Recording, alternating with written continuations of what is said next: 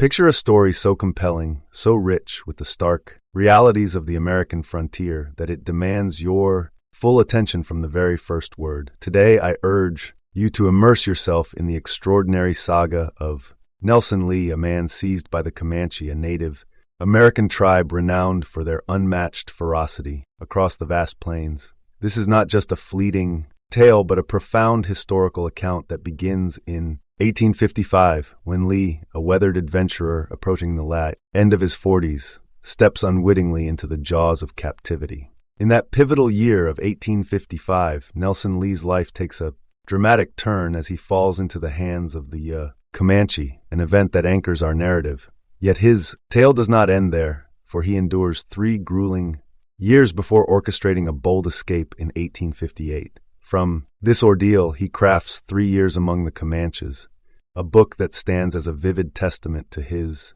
survival, offering readers an unfiltered glimpse into the trials he faced.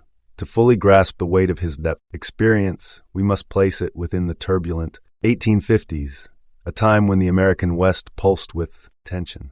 During this decade, Native American tribes, particularly the Comanche, struck fear into settlers by relentlessly raiding the fragile outposts scattered across the Great Plains, a region sprawling from present-day Kansas through western Texas and into New Mexico. Historical accounts, such as those preserved by the Texas State Historical Association, reveal that Comanche warriors terrorized the frontier with precision and frequency, their incursions peaking between 1840 and 1860. In 1855 alone, their raids claimed numerous lives and livestock, a grim reality, documented in military dispatches and settler journals, setting the stage for Lee's encounter. At the dawn of this story in 1855, Nelson Lee is no novice to hardship. Nearing 47 years old, a calculation rooted in his presumed birth around 1808, he carries the scars and wisdom of a life well lived. Far from a green youth, he is a man whose years have forged resilience, a quality soon tested by the Comanches. Historians like S.C. Gwynn in Empire of the Summer Moon paint the Comanche as lords of the plains, their dominance forged through masterful horsemanship and a warrior culture that brooked no rival. Controlling a territory stretching over 240,000 square miles, they struck with a ferocity that left an indelible mark on the Southwest, a legacy that looms large as Lee's journey begins. In this moment, as 1855 unfolds, we find a seasoned Nelson Lee standing on the edge of an abyss, his late 40s marking not an end, but the start of a saga that will echo through history.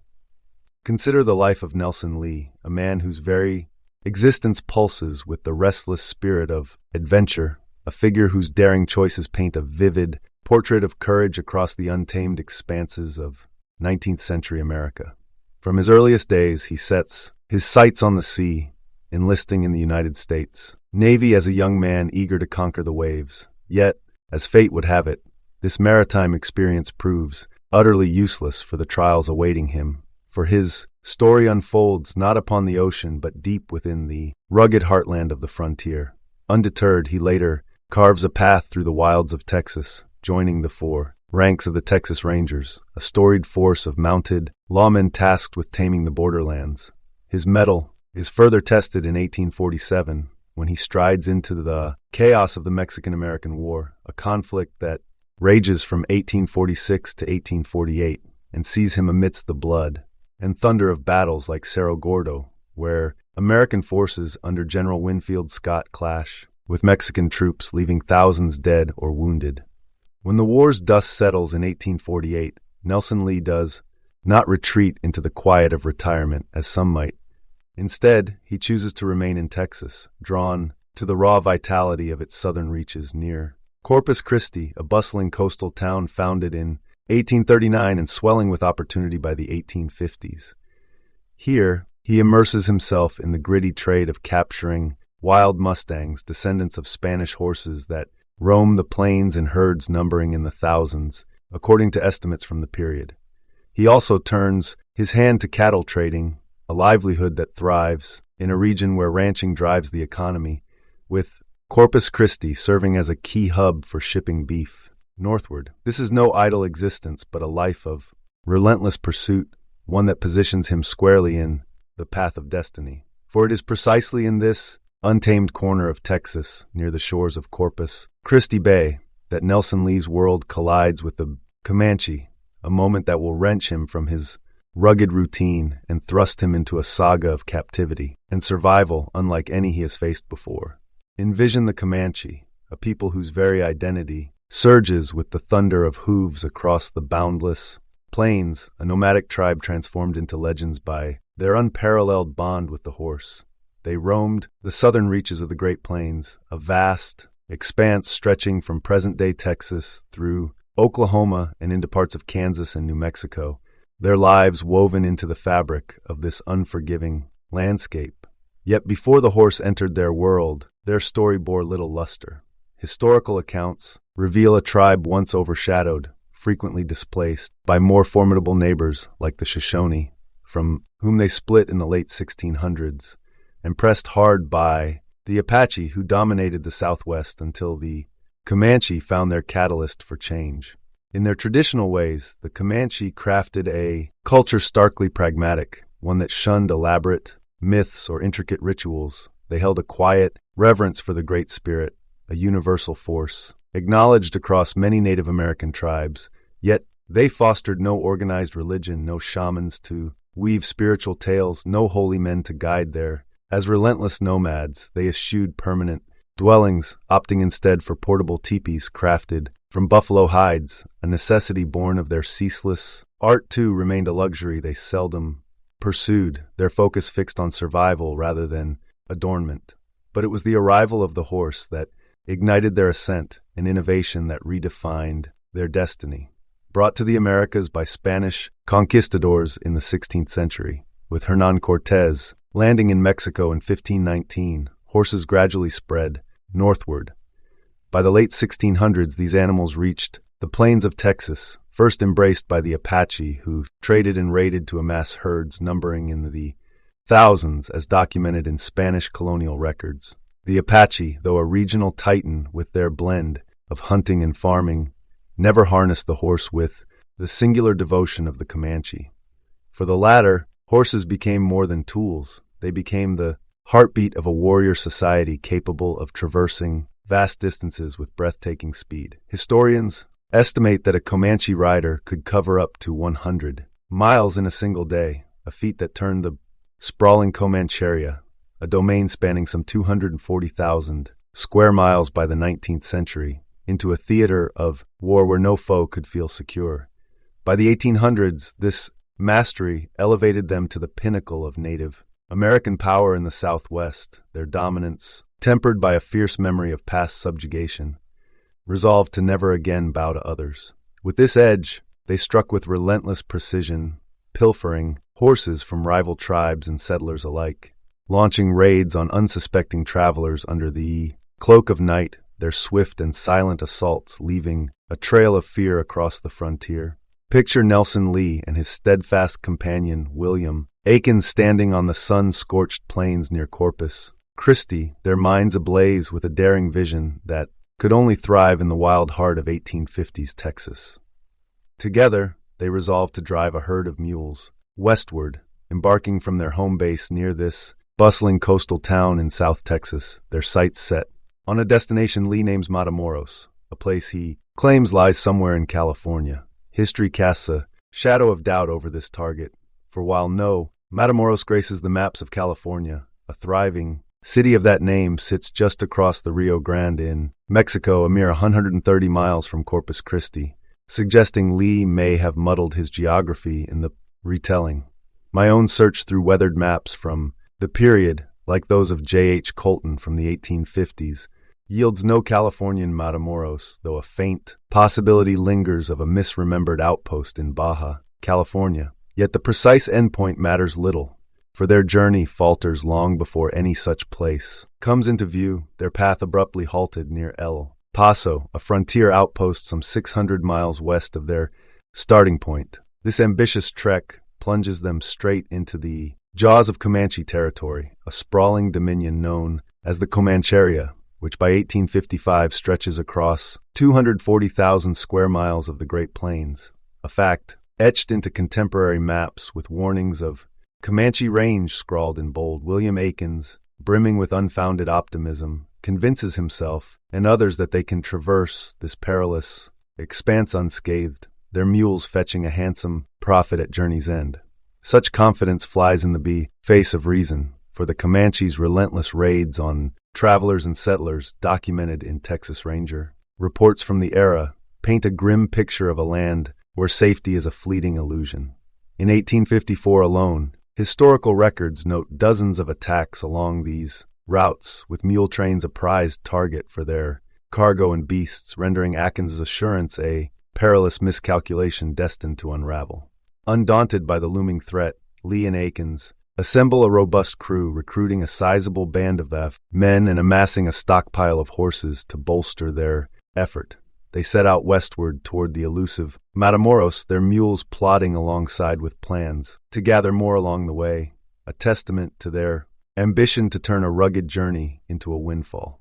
Their provisions are ample, their resolve firm, reflecting a meticulous preparation that speaks to Lee's seasoned instincts. In a striking display of foresight, Lee acquires a remarkable pocket watch, cutting-edge device for its time, capable of sounding an alarm when set. This is no mere trinket, but a tool of discipline, a means to impose order on the chaos of the trail. Each night, he calibrates it to chime at precisely 3:30 a.m., ensuring he rises before dawn to rouse the camp and set the caravan in motion with military precision, a ritual that underscores his determination to conquer both distance and danger through sheer will and structure.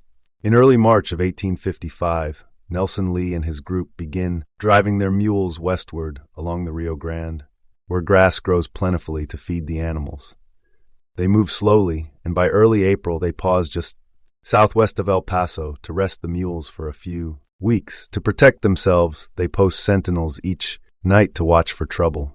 On the fateful night of April 2nd, Nelson Lee concludes his patrol around 1 a.m., his seasoned instincts guiding him as he adjusts his sophisticated pocket watch, a rare instrument for its era, patented in the 1840s by innovators like Antoine Redier, to chime at precisely 3:30 a.m. He settles into his tent, enveloped by a darkness so profound it seems to swallow the world, only to be wrenched awake by a cacophony of screams reverberating through the camp. In the dim, wavering glow of the campfire, he glimpses fleeting silhouettes weaving among the tents, their faces streaked with the vivid war paint of the Comanche, a tribe renowned for their mastery of stealth and sudden violence. This raid explodes with ferocious intensity, the sentinel's failure to sound an alarm, exposing the camp's vulnerability, a stark reminder of the Comanche's lethal prowess documented in historical accounts like S.C. Gwynn's Empire of the Summer Moon, which details their dominance over the plains. Instinct drives Lee to seize his rifle, but before he can act, a Comanche lasso snaps through the air with unerring precision, yanking him off his feet and into the dirt, where a cadre of warriors swiftly pins him down, binding his wrists and ankles with expert efficiency. The air thrums with chaos, shouts, and war. Cries mingle with the thud of tomahawks as the Comanche storm from tent to tent, their assault leaving devastation in its wake. When the tumult subsides, only 4 survivors emerge from the wreckage. Nelson Lee and William Aikens, the familiar architects of this doomed expedition, joined by 2 hired hands, Thomas Martin and John Stewart. Stripped of their settler clothing, they are hastily clad in the garb of their captors, buckskin leggings and hunting shirts, a ritual transformation that marks their new reality as prisoners, the hour nearing 3:30 a.m. Amid the plunder, the Comanche rummage through Lee's possessions and unearth his pocket watch, its metallic sheen glinting in the firelight. As they examine this curious object, it suddenly erupts with a sharp, unfamiliar ring, a sound so foreign to their experience that it halts them in their tracks, a testament to the technological gulf between their worlds. Intrigued, they press it back into Lee's locked hands, eager to witness its magic again.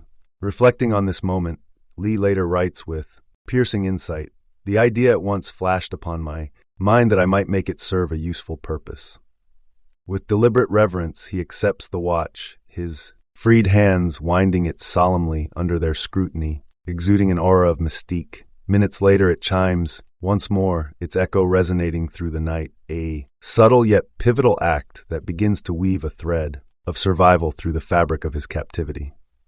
Imagine Nelson Lee standing amidst the shattered remnants of his camp, his keen intellect grasping a fleeting chance for survival as the Comanche gaze in wonder at his pocket watch, their fascination hinting to him that they perceive a supernatural power within it, possibly a connection to the Great Spirit revered across Native American traditions. In that instant, he recognizes a vital opportunity, understanding that this unfamiliar object, with its startling chime, could transcend mere curiosity and serve as a key to enduring the trials ahead. Historical records suggest that by 1855, the Comanche, largely unacquainted with European innovations, often attributed mystical qualities to such devices, a belief rooted in their spiritual worldview that Lee begins to skillfully leverage. As the first rays of dawn illuminate the morning of April 3, 1855, the Comanche complete their ruthless plunder, stripping the camp of every resource and scavenging whatever the mules can offer. Their practiced efficiency, a hallmark of raids that have terrorized the Comancheria, a vast territory spanning approximately 240,000 square miles. With daylight breaking, Lee confronts the full horror of their deeds, a vision he later immortalizes with haunting words. The scene was cold and heartrending. Before his eyes lie the mutilated corpses of his companions, their bodies ravaged with unspeakable cruelty, some with arms and hands brutally severed, others torn open and disemboweled, and still more with tongues grotesquely pulled out and pierced by sharpened sticks. Every fallen man bears the mark of the scalper's blade, their fresh scalps hanging from the warriors' belts as grim trophies, a custom well documented in Texas Ranger reports from the 1850s that amplifies the Comanche's fearsome reputation.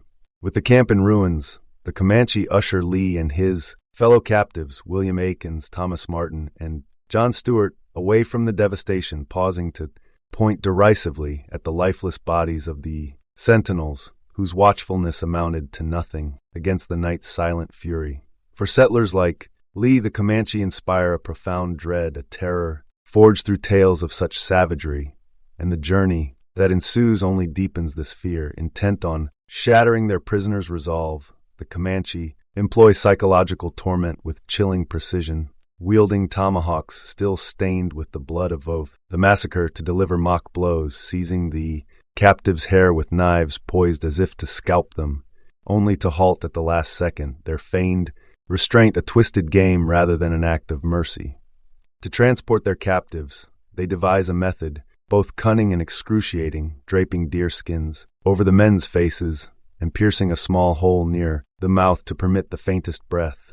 They hoist the prisoners onto mules, binding their hands tightly behind their backs and securing their legs astride the animals with ankles lashed together beneath.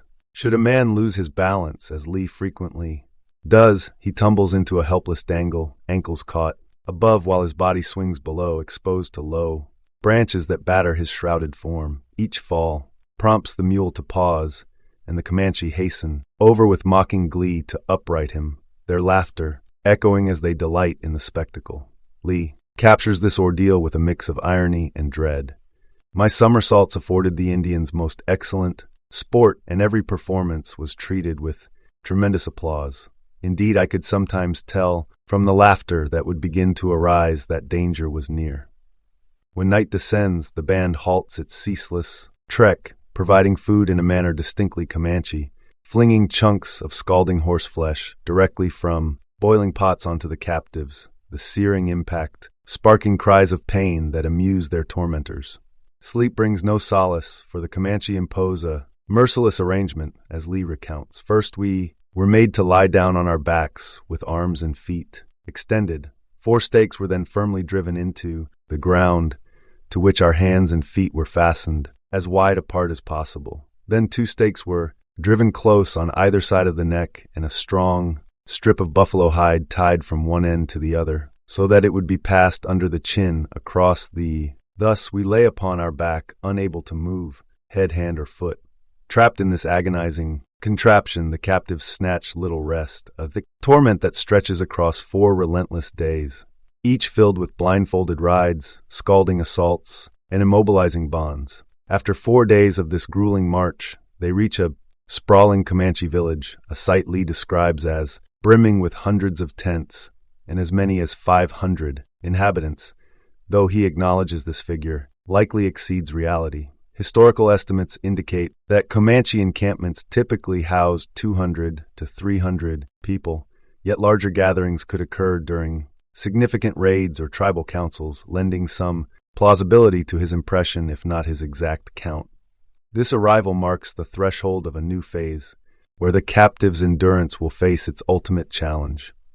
After arriving at the village, Nelson Lee and his fellow captives are forced to walk past the Comanche chief known as Big Wolf, a name that resonates with a primal power far more striking than many other Comanche titles recounted in frontier lore. This encounter marks a pivotal turn, for Lee is singled out and escorted directly to meet Big Wolf, whose curiosity has been piqued by whispers of the mysterious pocket watch that rang out in the chaos of the raid.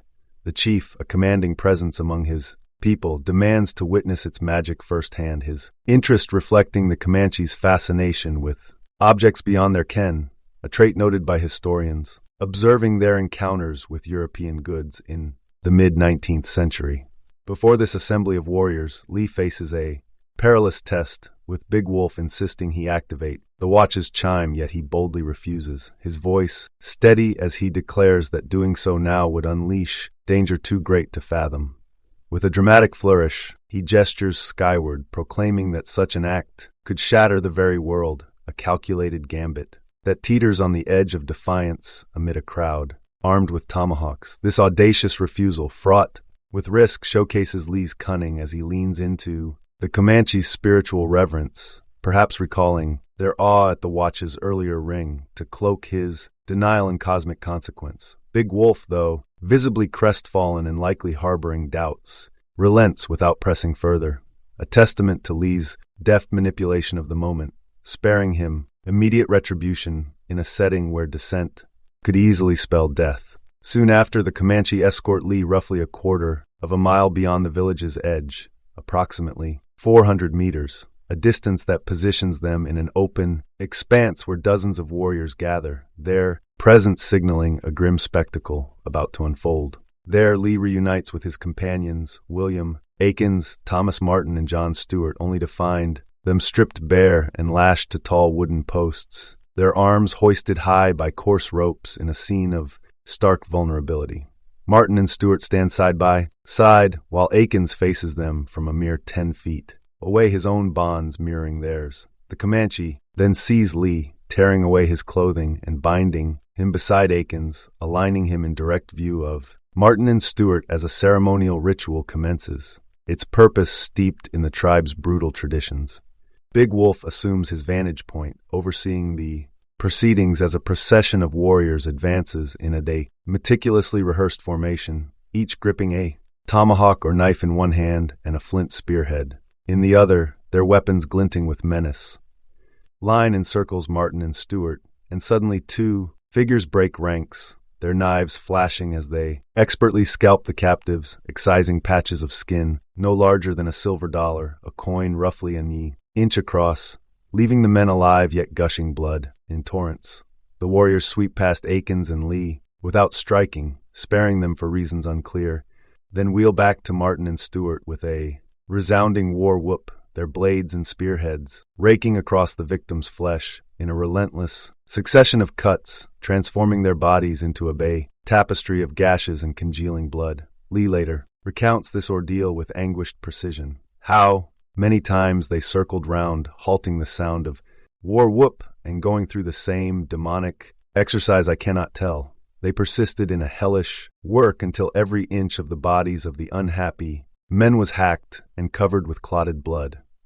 Words convey a torment so profound that he longed for any escape, even death, over enduring such horrors. The Comanche's sadistic artistry, as S.E. Gwynn observes in Empire of the Summer Moon, reveals a chilling truth. Not only did they inflict horrific suffering, but by all evidence they enjoyed it. Making people scream in pain was fun for them. It was an important part of their adult culture, and one they accepted without challenge. This ritual pauses for an intermission, with the warriors reclining on the ground, puffing tobacco and jeering at their captives, mocking Martin's desperate prayers while Stuart endures in stoic silence. When the ceremony resumes, two Comanche perform a war dance, their movements hypnotic as they circle the victims, prolonging the tension before abruptly drawing their hatchets and driving the gleaming blades through Martin's and Stuart's skulls. A final act Lee describes with grim vividness. Finally they reached the victims, danced before them for some time, then drew their hatchets suddenly and sent the bright blades crashing through their skulls. Their bodies were taken down and rudely thrown aside upon the lifeless forms collapse, discarded with callous disregard. Bound and naked, Lee and Aikens brace for their own demise, their hearts pounding with dread as the warrior's gaze lingers, yet the expected blow never. The ritual concludes abruptly, leaving them unscathed, a reprieve as bewildering as it is. The Comanche untie them, clothe them once more, and lead them back to the camp. Their survival, a fragile thread amid the brutality they have just witnessed, hinting at a purpose yet to be revealed in the days ahead. After the night of the ceremony, Nelson Lee is haunted by what he saw and begins to hate the Comanche with a fierce intensity that never fades. The ordeal of being kidnapped, blindfolded, and lashed to a mule pales in comparison to the visceral horror of witnessing Martin and Stuart's brutal demise before his eyes, an act so heinous that it shatters any threshold of endurance he once. Desperate to evade a similar fate, Lee reaches a breaking point, launching a reckless assault on his captors in a bid to provoke his own death, only to find the Comanche responding with mocking laughter as they wrestle him to the ground, their amusement underscoring his powerlessness against their dominance, a reaction not uncommon among Plains tribes who often toyed with captives, as noted in historical accounts from the 1850s. Soon after, Lee and William Aikens are escorted back to the Comanche camp, their brief reprieve from the ritual's terror overshadowed by an abrupt separation that stretches across weeks, a tactic reflecting the tribe's practice of dispersing prisoners among various bands to prevent coordinated resistance. Eventually, fate grants them a fleeting reunion, a rare moment when the Comanche permit a short conversation, perhaps an hour, before Aikens is spirited away to another encampment, their exchange serving as a poignant farewell. In those precious minutes, Aikens imparts wisdom born of grim pragmatism, urging Lee to cooperate if he hopes to survive, emphasizing that the pocket watch holds the key to his liberation. He reveals a crucial insight, later quoted by Lee. They believed it to be a living spirit in a silver body, a perception rooted in the Comanche's awe of its chime which captivated chiefs and warriors alike, ensuring Lee's value as a living cock. With that, Aikens vanishes into the vastness of the Comancheria, taken by his captors, never to be seen or heard from again by Lee, his fate presumed sealed by death in an era when captives rarely returned from such transfers, a grim statistic borne out by the scant records of survival among Comanche prisoners in the 1850s. For Nelson Lee, the nightmare endures across 3 arduous years, from his capture in April 1855 to his escape in 1858, a span during which time blurs into a haze of relentless hardship as he is traded among 3 distinct Comanche tribes, a practice well documented in the tribe's fluid network of bands that spanned over 240,000 square miles of the Great Plains. Through every transaction, his pocket watch remains a talisman of reverence, its mystique undiminished among each group that claims him, a phenomenon echoing the Comanche's occasional veneration of captives with unique traits or possessions, as observed by ethnographers of the yet beneath this enforced servitude, Lee's spirit refuses to break, his every waking moment consumed by the ceaseless plotting of his escape, a resolve that fuels his survival through the darkest of days. Heeding Aikens' counsel, Lee transforms himself into an asset for the Comanche, offering his labor to Big Wolf and other tribal leaders who hold sway over his existence, willingly performing whatever tasks they demand, from menial chores to assisting in camp. His diligence gradually erodes their suspicion, earning a measure of trust that marks a turning point in his captivity, a shift not uncommon for prisoners who demonstrated utility, as historical narratives of Comanche captives attest. Over time, this trust manifests in tangible freedoms, with the Comanche loosening his bonds and eventually permitting him to roam the camp unbound, a privilege culminating in the extraordinary allowance of carrying a knife, a rare concession that signals his transition from mere prisoner to a figure of calculated compliance, poised to seize the first opportunity for freedom. Consider the remarkable turn in Nelson Lee's Captivity when the tribe led by Big Wolf bestows upon him the name Chumacacho, a Comanche term, translating to the good white man, a moniker that reflects his growing acceptance among them after years of calculated compliance. This title, far from an insult, signifies a rare honor in the eyes of Atay, people who typically viewed outsiders with suspicion, a phenomenon not unheard of among Plains tribes who occasionally integrated captives into their fold, as documented in ethnographic studies from the mid-19th century.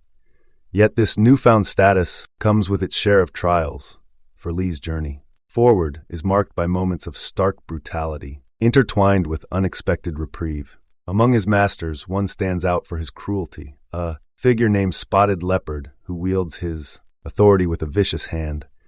Following a desperate but failed escape attempt, Spotted Leopard takes a knife to Lee's leg, severing the muscle below his knee in a deliberate act of punishment that leaves him hobbled, a wound that mirrors the harsh reprisals meted out to rebellious captives, as recounted in Texas Ranger logs from the 1850s.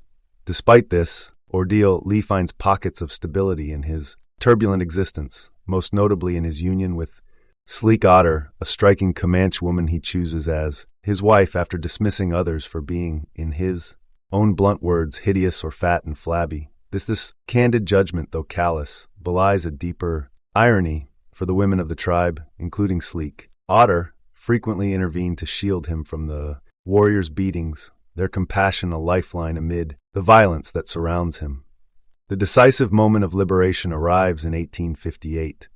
3 years after his capture, when Lee finds himself alone with his third master, Rolling Thunder, on a journey steeped in grim irony, a mission to confer with neighboring tribes about the encroachment of dangerous whites upon Comanche lands, a threat Lee himself embodies. Seizing a fleeting chance, he snatches a hatchet from its resting place and springs toward Rolling Thunder, delivering a lethal blow as he recounts with chilling precision.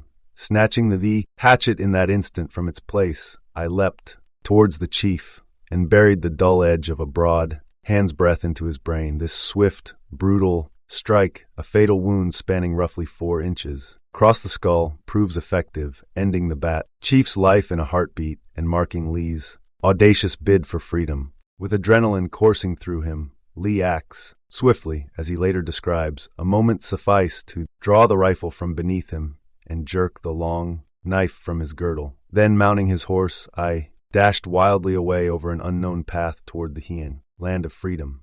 He claims the fallen chief's weapons and horse, launching himself into a frantic gallop across the uncharted wilderness, his sights set southwest toward the Mexican state of Chihuahua, a rugged frontier region some 200 to 300 miles from the heart of Comancheria, depending on his starting point in West Texas. His flight demands constant vigilance, forcing him to backtrack around towering cliffs and jagged mountains, their peaks rising thousands of feet, while evading signs of pursuing Comanche, relying on the sun's arc by day and the North Star's steady gleam by night to guide his perilous course. Yet the wilderness exacts a merciless toll, and after weeks of relentless travel, perhaps 4 to 6, given the distance and his pace, Lee's body begins to falter under the strain.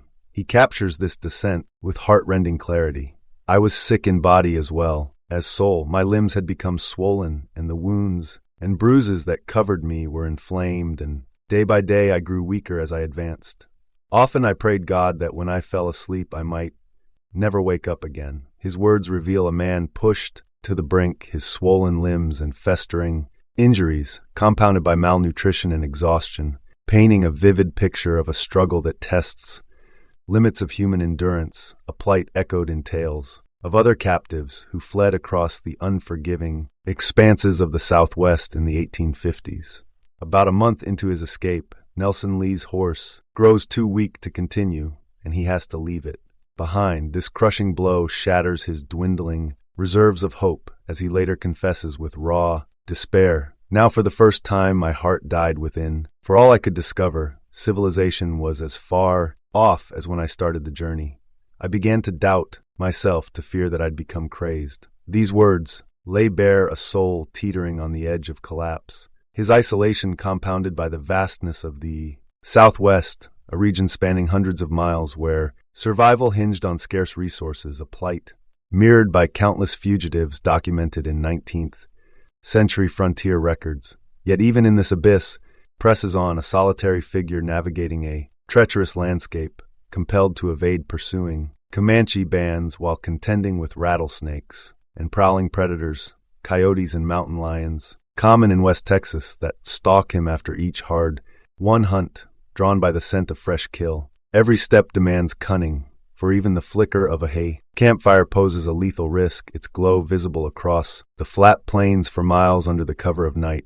That beacon to any Comanche scouts within a 10-mile radius, as survival lore from the period attests. Lee adapts with ingenuity, shrouding his flames with thick brush and seeking refuge beneath towering cliffs to cloak his presence, a testament to his resilience honed over 3 years of captivity. On day 56 of his grueling odyssey, likely in late July or early August 1858, as he rests exhausted on a windswept prairie, the sharp crack of a rifle shot pierces the silence, jolting him to his feet.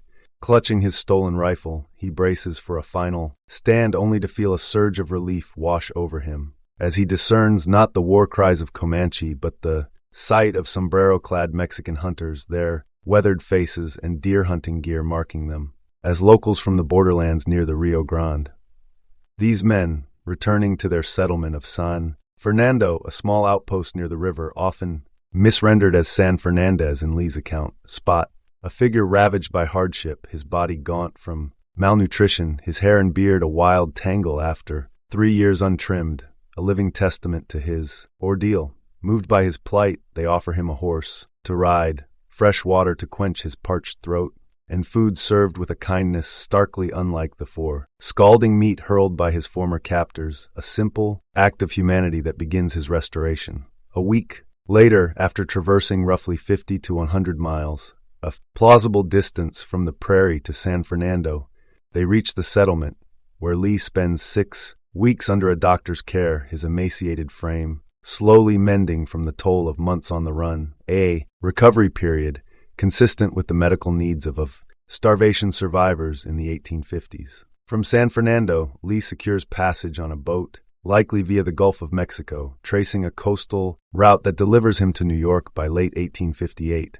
His 3-year nightmare with the Comanche finally at an end. He captures this homecoming with a mix of triumph and lingering scars. I was home at last, and my adventures with the Indians were at an end, forever. Although I would never forget the awful scenes of agony and torture I'd witnessed among.